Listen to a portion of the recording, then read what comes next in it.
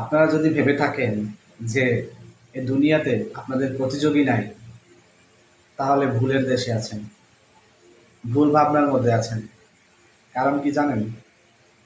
আপনার প্রতিনিয়তই আপনার পিছনে একজন না একজন প্রতিযোগী আছেই। আপনি যেখানেই যান, আপনি পৃথিবীর সবচাইতে ছোট যে নিম্ন শ্রেণীর যে কাজ আছে সেখানেও আপনি যদি যান, দেখবেন সেখানেও আপনার প্রতিযোগী আছে। আপনি যদি ভেবে থাকেন যে আপনি যে বর্তমানে যে সংস্থানে আছেন, যে কর্মস্থলে আছেন, সেইখানে যে প্রতিযোগী নাই, সেটা ভুল। সেখানেও প্রতিযোগী আছে। এবং যদি ভাবেন যে সেখান থেকে ছেড়ে আপনি অন্য একটা কাজে যাবেন, অন্য একটা প্রতিষ্ঠানে যাবেন, অন্য একটা জায়গায় যাবেন, সেখানেও আপনার প্রতিযোগী আছে। প্রতিযোগী ছাড়া পৃথিবী চলে না। প্রতিযোগী আছে বলেই কাজের এত মূল্য। আমরা তো ভাবি যে আহ এই কাজটায় আসলাম, এই কাজটায় গেলাম, এখানে প্রতিযোগী, এই ব্যবসাটা শুরু করলাম, এখানে প্রতিযোগী। প্রতিযোগী ছাড়া কোনো উপায়ই নেই। এখন যদি ভেবে থাকেন এই ব্যবসাটা ছেড়ে দিয়ে আমি ওই ব্যবসাটা নিব, ওইখানে মনে হয় সে খুব ভালো আছে, ওই ব্যবসা ওই চাকরিতে মনে হয় সে খুব ভালো আছে, আসলে সে ভালো নেই। কারণ কি? কারণ আমাদের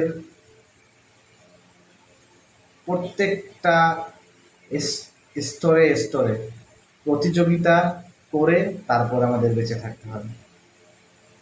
আর আমরা সবসময় ভাবি, কিছু কিছু লোক ভেবে থাকে যে আহ, আমি আহ, একটা কাজে আসলাম নতুন, এখানে দেখি প্রতিযোগী আছে, কিভাবে কি চলবো, আহ, চলতে পারতেছি না, কি একটা অবস্থা, খুবই প্যারা, খুবই আছে না অনেকে যে নতুন নতুন কোম্পানিতে যোগ হইতেছেন। অনেকে আছে যে মার্কেটিংয়ের বিভিন্ন কাজে আছেন, সেখানে দেখা যায় অন্য একটা কোম্পানির প্রোডাক্ট সেল হইতেছে বেশি, বা ওই কোম্পানিটা বেশি চলতেছে।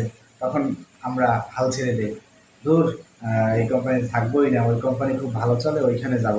আসলে ওইখানেও যান, দেখবেন যে তার চাইতেও ভালো একটা কোনো কোম্পানি আছে, তারা তাদের কোম্পানির প্রোডাক্ট বেশি চলে, তাদের কোম্পানির মালামাল বেশি চলে। তখন কি করবে? আসলে আমাদের প্রতিযোগীদের নিয়েই প্রতিযোগিতা করে বেঁচে থাকতে হবে। তাই আমাদের উচিত যে নিজেদের মনোবল শক্ত রাখা, আর নিজেদের লক্ষ্যে পিছে ছোটা। আর রিজিকের মালিক হচ্ছে আল্লাহ।